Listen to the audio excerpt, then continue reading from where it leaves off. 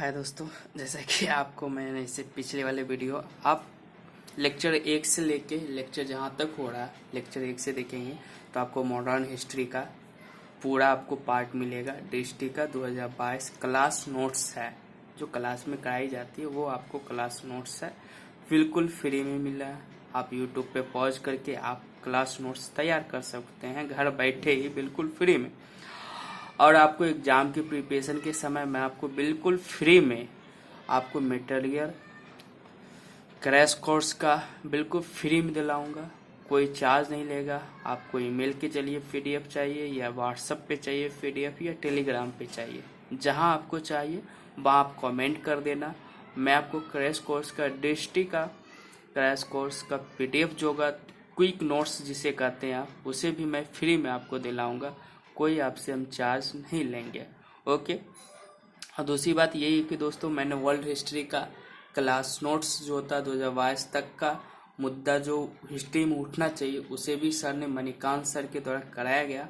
उसे आप वीडियो देख सकते हैं। वर्ल्ड हिस्ट्री का मैंने पूरा पार्ट कर दिया है, आप उसे पॉज करके आप नोट्स क्लास नोट्स बना सकते हैं। कोई दिक्कत हो तो आप मुझे कमेंट करके बोल सकते हैं कि सर यहाँ पे क्या दिक्कत हुआ, या भाई यहाँ पे क्या हुआ, या सिस्टर हो तो भी बोल सकते हो कि यहाँ पे क्या हो सकता है। कोई भाई बहन कोई भी हो तो मैं आप लोग का फ्रेंड हूँ, दोस्त हूँ।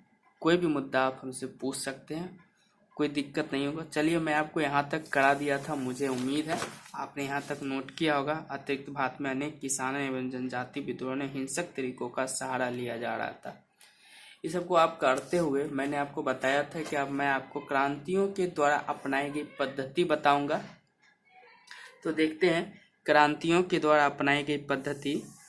और लोकप्रिय अधिकारियों की हत्या, जो अधिकारी थे, अधिकारी और लोकप्रिय थे, उसकी हत्या, स्वदेशी डकैती एवं हथियारों का संग्रह, क्रांतिकारी साहित्य का प्रकाशन। भारत में प्रसार किस प्रकार हो रहा था?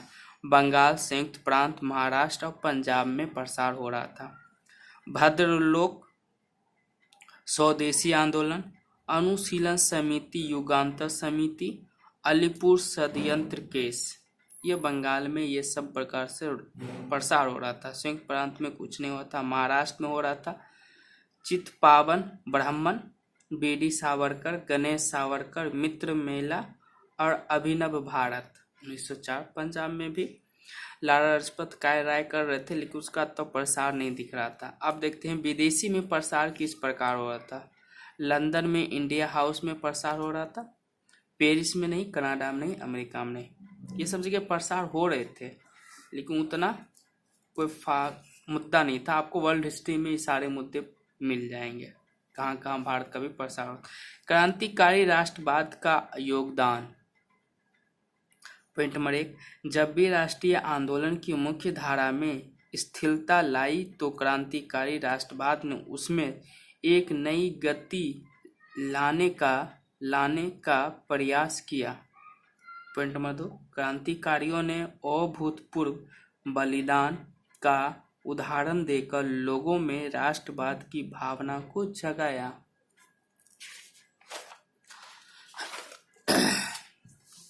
तो इस तबीयत खराब हो गई थी। पॉइंट नंबर 3, कहा जाता है कि इन क्रांतिकारियों ने अत्याचारी अधिकारियों को दंडित कर हमारी मनुष्यता का गौरव वापस किया। पॉइंट नंबर 4, 1911 में बंगाल के विभाजन को रद्द कर दिया क्रांतिकारियों ने।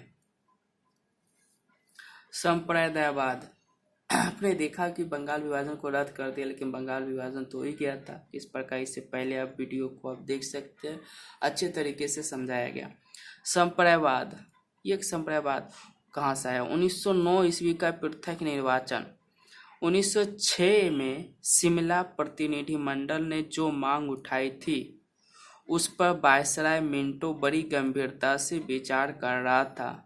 वह मुस्लिम नेताओं को राजधर्म समूह के रूप में देख रहा था तथा भारतीय राष्ट्रीय कांग्रेस को कमजोर करने के लिए मुस्लिम संप्रदायवाद को उपयोग करना चाहता था। यह बात भारत सचिव मार्ले को पसंद नहीं थी। उनका कहना था कि अगर राजपक्षधर समूह का हाथ करना है यहाँ पे है, आप घबरा नहीं, आप करना है तो कांग्रेस के उत्तरदायी नेताओं का हाथ मजबूत किया जाए, जो अपने दृष्टिकोण में पश्चिमी सभ्यता के समर्थन है। किंतु अंत में लॉर्ड मिंटो ही प्रभावी रहा और 1909 का पृथक निर्वाचन लाया गया। पृथक निर्वाचन ने राजनीति एवं सरकार में धार्मिक पहचान के लिए बल प्रदान किया। यह भारतीय राजनीति के लिए घातक था।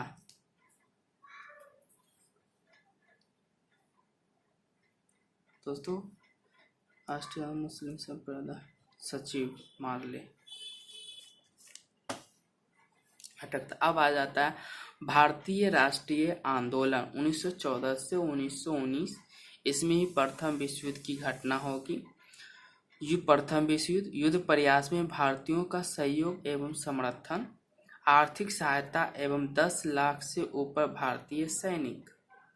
इसे दो भाग में देखेंगे तो राष्ट्रवाद की भावना आएगी प्रथम विश्व युद्ध में, और कांग्रेस लीग संबंध संप्रदायवाद बन जाएगा। राष्ट्रवाद, क्रांतिकारी राष्ट्रवाद में गतिशीलता, होम रूल आंदोलन, प्रथम विश्व युद्ध का शीघ्र बाद रॉलेट एक्ट सत्याग्रह आंदोलन। रॉलेट एक्ट है गदर आंदोलन एवं विदेशी में बढ़ती हुई गतिशीलता। क्रांतिकारी राष्ट्रवाद में गतिशीलता। प्रथम विश्व युद्ध के काल में क्रांतिकारी घटनाओं में निम्नलिखित कारणों से तेजी आई। पॉइंट नंबर 1, भारत के अंदर क्रांतिकारियों पर से पुलिस और सेना का दबाव कम हुआ। इसका कारण था कि ब्रिटिश युद्ध में उलझा हुआ था। क्रांतिकारियों ने इस अवसर का लाभ उठाने का प्रयास किया और ब्रिटिश के शत्रु राष्ट्र से भी संपर्क स्थापित किया। 3, प्रथम विश्व युद्ध के काल में सबसे महत्वपूर्ण क्रांति घटना है गदर आंदोलन का आरंभ। वैसे गदर पार्टी का गठन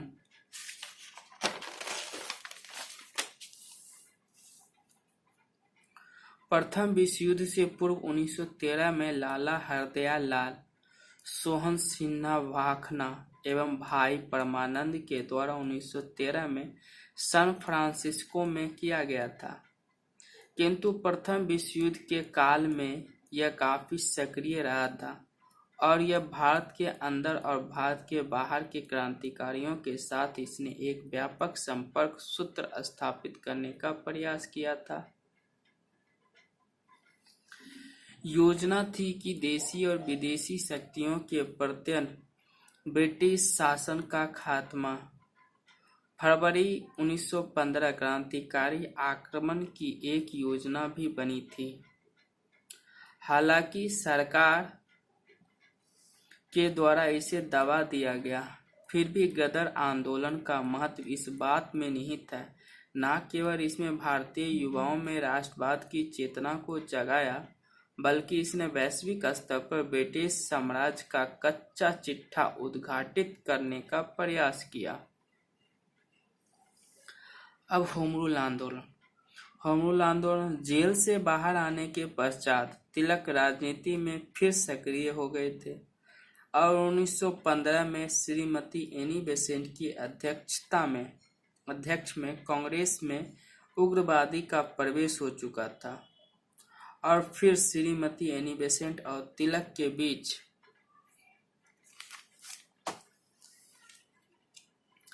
निकटता भी हो गई थी। होम रूल आंदोलन की पृष्ठभूमि। कांग्रेस 1916 लखनऊ पैक्ट के आगे कोई आंदोलन के लिए तैयार नहीं थी, परंतु तिलक एवं श्रीमती एनी बेसेंट लोगों में स्वराज के प्रति जागृति लाना चाहते थे और सरकार पर भी दबाव बनाए रखना चाहते थे। इसलिए तिलक और एनी बेसेंट ने क्रमशः अप्रैल और सितंबर 1916 में पृथक होम रूल लीग की स्थापना की। दोनों ने अपने क्षेत्र का भी विभाजन कर लिया था। तिलक के अंतर्गत महाराष्ट्र, बरार, मध्य प्रांत आदि और श्रीमती एनी बेसेंट के अंतर्गत बम्बई समेत भारत के अनेक क्षेत्र शामिल थे। अनेक क्षेत्र थे। राजनीतिक सक्रियता। होम रूल लीग ने अपने आंदोलन को बंगाल, पंजाब और महाराष्ट्र जैसे परंपरागत क्षेत्रों में फैलाने की कोशिश की। तिलक ने घोषित किया कि स्वराज मेरा जन्मसिद्ध अधिकार है। योगदान।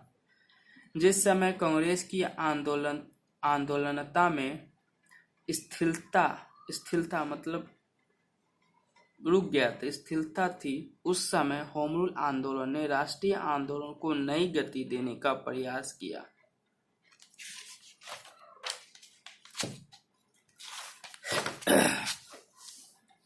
दो पॉइंट में एक लिख दिया। दो, इसलिए आंदोलन को परंपरागत क्षेत्रों से बाहर निकालकर एक बड़े क्षेत्रों में फैलाने का प्रयास किया।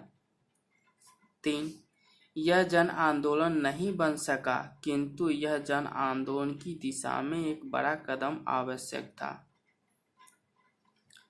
4, इस आंदोलन के मध्य क्षेत्रीय समितियों का गठन हुआ, जिनका उपयोग आगे गांधी के द्वारा भी किया गया।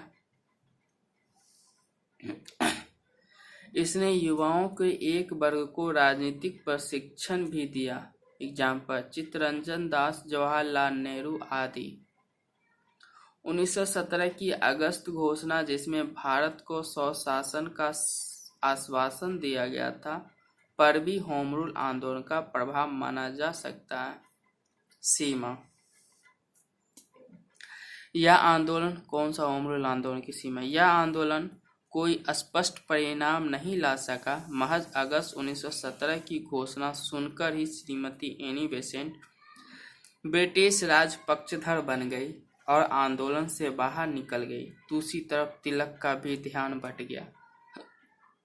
2, फिर प्रथम विश्व युद्ध ने आगे रॉलेट एक्ट सत्याग्रह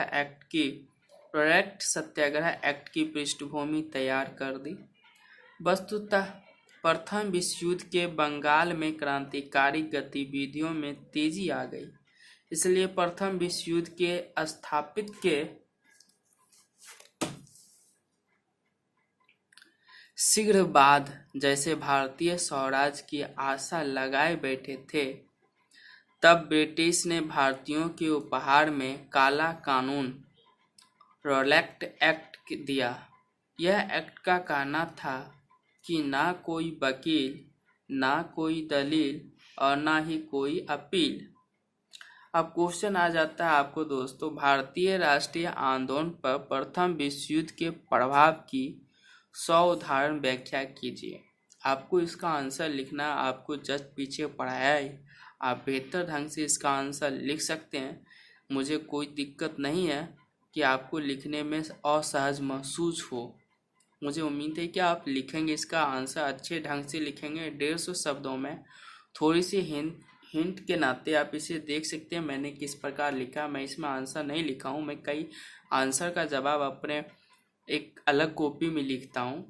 चलिए मैं इसका हिंट आपको दे सकता हूँ। प्रथम विश्व युद्ध का भारतीय राष्ट्रीय आंदोलन का प्रभाव पड़ना बहुत ही स्वाभाविक था, क्योंकि इसने भारत के विभिन्न नेताओं एवं समूह ने अपनी अपनी प्रतिक्रिया दिखाई तथा इन वर्गों ने अपने अपने ढंग से प्रतिक्रिया दिखाई। क्रांतिकारी राष्ट्रवाद समूह, होम रूल आंदोलन, रॉलेट एक्ट सत्याग्रह, ये सब प्रक्रिया आप देख सकते हैं प्रथम विश्व युद्ध में प्रभाव किस प्रकार भारतीय राष्ट्रीय आंदोलन पर डाला।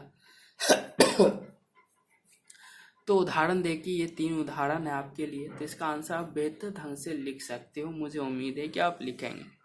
अब लखनऊ फैक्ट देख लेते हैं। मुस्लिम लीग की स्थापना 1906 में। देखिए दोस्तों, मैं कई जगह गलत लिखा हूँ, दरफर में लिखा मतलब किसी प्रकार लिख लेता था फास्ट, सर काफ़ी फास्ट लिखाते थे, तो आप शुद्ध लिखने की कोशिश करें। एग्जाम में आपको शुद्ध ही लिखना पड़ेगा, कम से कम गलती करने की कोशिश करें, आदत डालें। मुस्लिम लीग की स्थापना 1906 में एक ब्रिटिश राज पक्षधर पार्टी के रूप में हुई थी। मैं भी गलती लिखता हूँ यार, ऐसा बात मैं भी आप ही के जैसा हूँ। ब्रिटिश राज पक्षधर पार्टी के रूप में हुई थी, परंतु 1910 तक इस पर देवबंद स्कूल एवं अहराल आंदोलन का प्रभाव पड़ने लगा और इन आंदोलन का कांग्रेस तथा भारतीय राष्ट्रीय आंदोलन के प्रति नरम रुख था तथा इनका ब्रिटिश विरोधी दृष्टिकोण था। इन नेताओं में हम मोहम्मद अली, शौकत अली, हाकिम अजमल खां, हसन इमाम, मौलाना अबुल कलाम आजाद आदि इन नेताओं के प्रभाव में